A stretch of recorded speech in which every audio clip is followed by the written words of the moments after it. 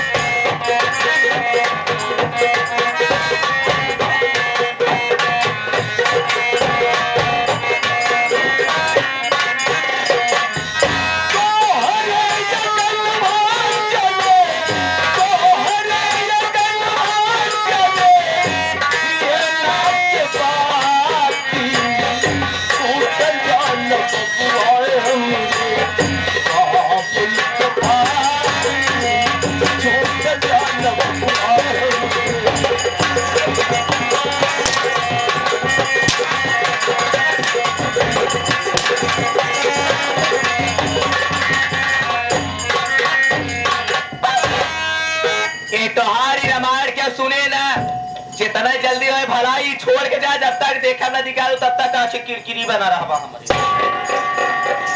ठीक है माँ, मैं तो चला जा रहा हूँ इस माल छोड़कर, लेकिन अपने छोटे भाई इंदर से मिल लेता हूँ तब जाऊंगा माँ। अरे वो का भी इंदर भैया, मैं तेरा सूरत नहीं देखना चाहता जब तू मेरा कहा नहीं किया। हरामखोर,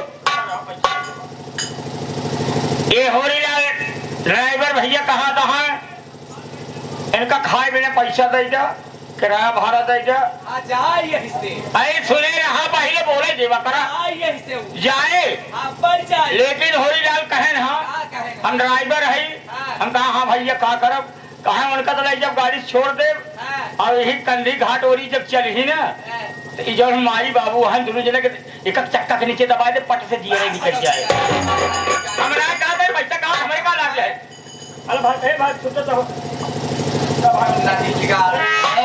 सुने जाओ यहाँ से भाग जा, वरना मारते मारते मैं तेरी चमड़ी उधेड़ लूंगा। पिताजी, मैं तो आपका महल छोड़कर चला जाऊंगा, लेकिन पिताजी एक दिन बहुत पछताओगे, बहुत पछताओगे। आप जो कर रहे हो ऊपर वाला सबकी सुनता है।